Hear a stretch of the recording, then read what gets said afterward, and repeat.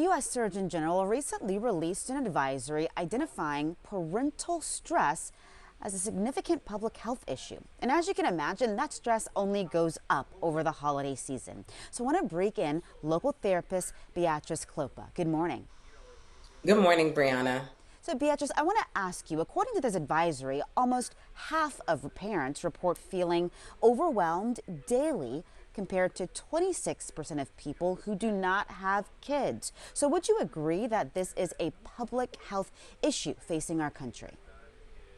Absolutely, it is a public health issue. These are conversations that I have with clients on a regular basis, actually. I mean, they are stretched thin, and burnout is at an all-time high.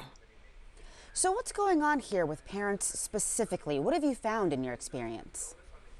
I think what I'm finding is that parents are stretched thin. I mean, financially, they're stretched thin in terms of their priorities. They're juggling so many things between their career aspirations, the things that their children have going on. It just doesn't feel like there's enough time in a day. And so, a lot of the work that I do with my parents is talk to them about prioritizing their self-care, creating new norms around what they want their family to look like and how they want to establish new cultural norms with how they operate as a family system. You talked about cultural norms, Beatrice, because I think there's a lot of curiosity there. Child rearing, not necessarily anything new, but what has changed perhaps between now and, say, a generation or two ago that's creating this extra stress on parents? Yeah, so I know that Surgeon General's article talked quite a bit about, the boomers versus, modern day parenting. I think three of the biggest differences are we have dual income households. So both parents are out of the home working, even if it's just a single parent household. They're working. There are a lot of adults who are working multiple jobs on top of that. So they may be working a full-time job, running a business on the side, or working a part-time job. That's one of the biggest things. I think the other part is expectations.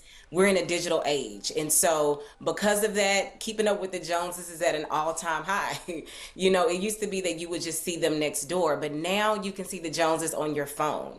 Not only do you have access to that, but your children also have access to that. So those are some of the societal pressures that are also weighing in on them. And I think some of the new pressures that parents are also dealing with is managing screen time with their children, safety with screen time.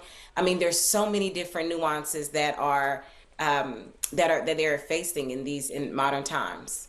Yeah, the digital age can exacerbate a lot of problems that parents have previously faced. Now that we're in the holiday season, Beatrice, a lot of those stressors are just exacerbated when we're talking about financial stress now, buying gifts, having to be around extended family for long periods of time, travel included on top of that. So help us understand the toll that all this can take on mental health and wellness.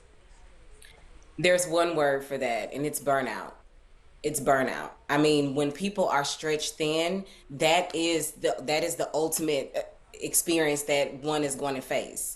And so, I think that we have to be very mindful of how we use our energy, how we use our time, and prioritize that, and take back our own power to determine how we want to live our lives and how we want our families to operate and show up in the world. We don't always have to mirror what we're seeing on TV, what our neighbors are doing, what we're seeing on social media. A lot of that is not even real life, right? So I think just reminding ourselves of what is true and setting our own standards is important.